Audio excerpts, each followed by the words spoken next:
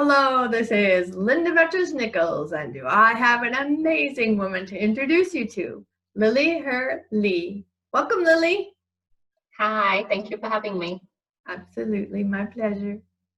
All right, so we're talking about support each other. Yeah, man. How many times in growing up did we not feel supported by somebody, including sometimes, for a lot of people, a parent, a sibling, cousins, aunts, uncles, grandparents, right? Friends. Oh my gosh. I have a huge story of that. Like, after my father had died and we were at the funeral home, I went into the bathroom and my high school girlfriends were like real quiet. And I was like, what's going on? Turns out that one of them was now dating my boyfriend, who we had broken up, but I just, didn't know that he was dating anybody else, let alone my girlfriend, who didn't tell me, right? So that was real fun. Right? So how about you? As they say, I think was it Oprah that said it? There is a special place in hell for women who don't support one another. Ooh, I like it.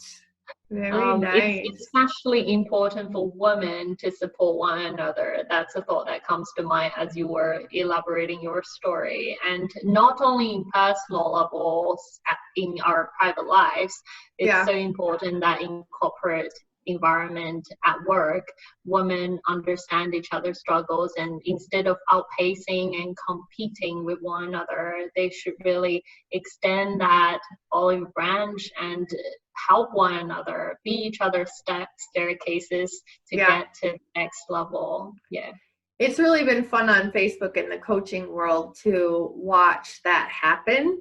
And even if the other woman does exactly what you do, to watch women really embrace relationship marketing, authentic relationship marketing, because what that teaches, and I believe in it and I teach it as well, is that we can line up a whole bunch of you, doing all the same thing. People like you who are doing what you're doing is what I'm saying. And based on your personality and how you've actually connected with people, they're going to choose you over the others, right? So, I mean, think about it, right? If, like, I don't know, some women love to get their nails done. I sure don't. If you're standing, and there's all these different people who are ready to do your nails, there's going to be a certain one, and they haven't even opened their mouths yet, that you just feel attracted to. You just like their energy or whatever, or you like their smile or something. Or the aura, Yeah, you'll go, where you're supposed to go. You'll be with who you're supposed to be with. So where's the competition in that, right? And so it's been really special to watch that amongst women out on Facebook in the coaching industry, especially.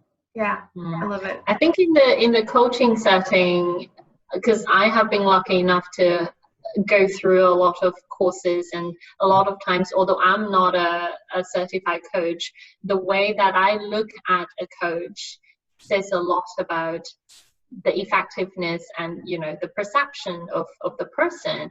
And very often I feel that having a woman coach for a woman is still one that makes you feel safer.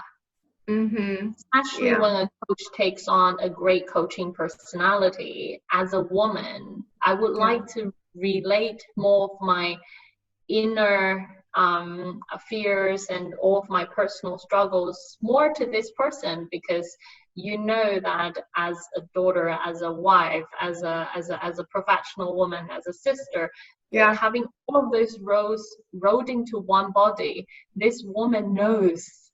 Well, I hear you. So we need great female coaches in the world. Yes, and as far as like certified coaches, I actually found that the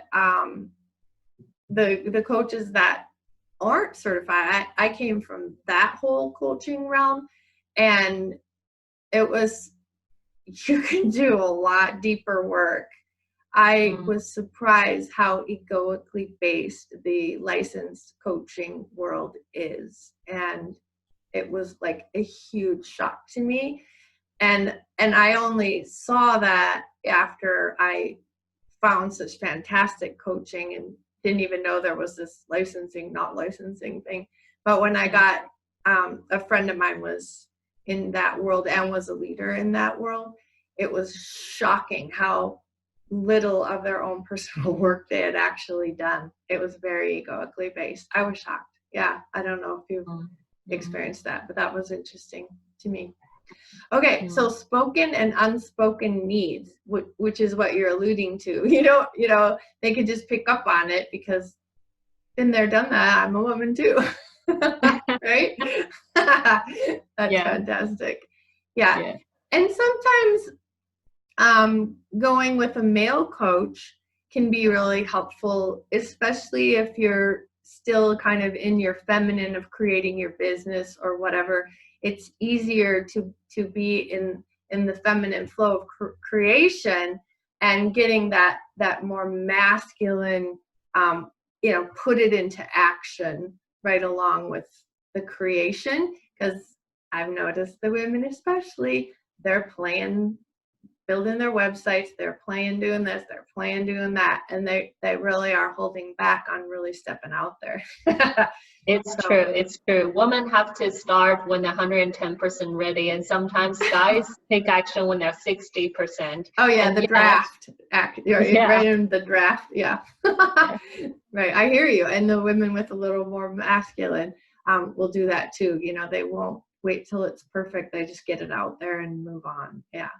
And I was like huge perfectionist. I'm an editor and content editor, and so, oh man, I remember doing, I published 9 books at once. It was like 16 people I'd interviewed. Well, I'd interviewed about 50 people at that time, but I asked 16 to be in like a compilation, what is it called? There's another word for it too, book and anthology.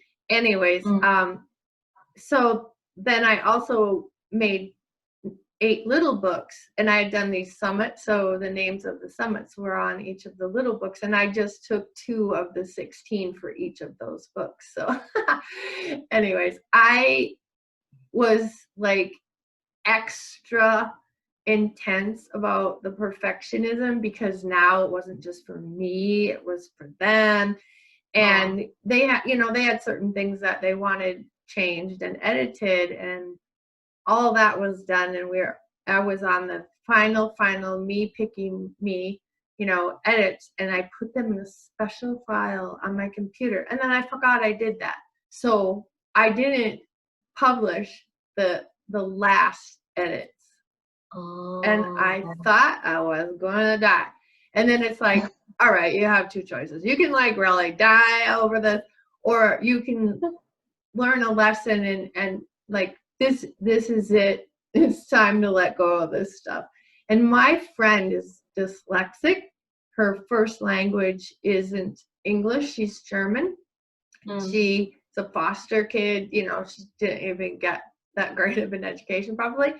And she's smart as a whip. And anyways, she just does her books, and I don't even know if she edits them, and because like, why should she bother with her dyslexia? And it's like, I can't believe how like brave she is that she just puts that out there. It's like, take it or leave it. This is me, whatever. Oh, wow. That's such a different mentality than yours. But at the end of the day, your final edit was only living in your mind space anyways. Totally. So people would not know. It's just like when people go on public speaking, right? People don't know what exactly is your script. The version that they get is what you have delivered, and you need to have enough faith in that.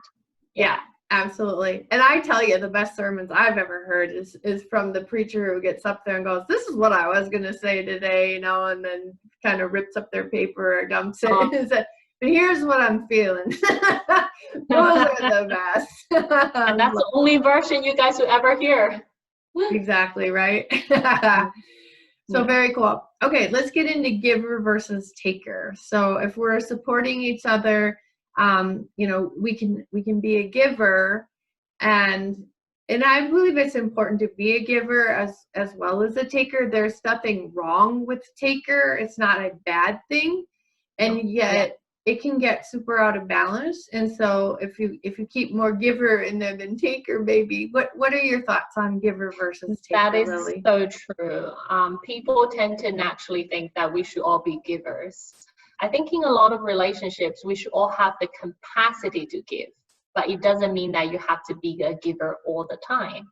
To be able to give means that you have the other person's best interest in heart, you're generous, you're able to add value to other people's lives. Right. But a giver should exhibit all of his or her taker particularities, because the universe works in a way that somebody has to be receiving in order for someone to be giving. And if you have something in excess, you like to harmonize the world you give. Yeah. Somebody has to have that gut to tell you, hey, I need something from you, or this is what I actually want from you.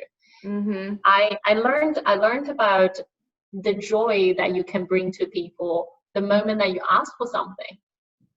And it's powerful because you're enabling somebody to engage in an activity that makes the world better. So in another word, a taker is a giver too. Oh, that's so beautiful, Lily. It works in such harmonized ways. Yeah, that's brilliant. Man, that's a book right there. That, can you imagine one story after another to like prove that out, to show that? What a beautiful book that would be. I love that. Thank you so much. Yeah, and that's good communication, giver and taker. That's good sex, giver and taker, right? Someone is penetrating and someone's receiving, right? And it just goes back and forth. It's so beautiful. I love it. All right, and then unique strengths. Support each other, I assume you're saying, with your unique strengths, yeah?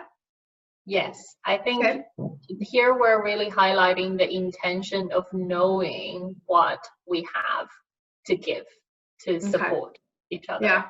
And it's also a lot of self-awareness that we need to develop first and foremost in order to support other people better. What are you really good at? What is it that is so unique about you that you can use to make the world a better place? And it doesn't mean that your strength has to be a set of skills. Your strength could even be essentially who you are. So, for example, if you represent a minority in any sense of the word, you need to know that is your unique strength as well. You can walk into the room and immediately you can broaden people's perspective. You can share your stories, and voila, you are there to help. You are there to make other people's world a bit more, sophisticated. Yeah, right. And of course, in America, like, the white population just, is, way more, I would say. Maybe not, actually. I don't know. But I remember, I call him the husband of my first marriage. He went to the Hidden City. Yeah, is that in China? Hidden City? Yeah. Forbidden City. Forbidden. Thank you. Yeah. And he was the only he was the only white guy there, right? So he was like practically like a movie star. Right? Yeah. So he brought that uniqueness, and they loved it, right? So that's really interesting too, how that can work. I love it. Yeah, I'm sure there's a lot of handshaking, photo taking, and people will be asking questions. Oh, they lined up. Yeah, they wanted autographs, the whole 9 yards. He felt like a movie star. It was really cute. I love it. So anything else you'd like to say about any of this, including unique strengths? I think the first point, spoken and unspoken needs, also requires a lot of education. So I think all of these points come from a very humbling place where we need to know ourselves. Oh, And we yeah. need to cultivate our ability to read other people, to know what they need, to know what we have. And Nice. thereafter, you're able to support other people. So unless you have done the hard work, unless you have gone deep within yourselves, Right. you won't be able to do this in a great way. Yeah. Yeah, So that's what I absolutely. wanted to say. And when you're in touch with your unique strength, that's what leads you to the self-love and being able to prioritize yourself, being able to be that taker, right? Yeah. I Yes, love yes. it. I Thank you just so much. recently heard from a podcast that Maya Angelou famously mentioned, I don't trust anybody who says I love you without loving himself. Yeah, yeah, absolutely. And I don't trust people who don't swear. Because it's like, are you serious? Like Are you you for don't real? swear when you stub your toe? I mean, come on, right? Yeah. But yeah, there can be a whole lot of false humility going on there with like, Yeah. No, I agree with you. I love it. All right, my dear, this has been wonderful supporting each other and getting to know each other better as well. So thank you so much. This has been great. Thank you. Thank you, Linda. Absolutely. Bye, Lily. Bye.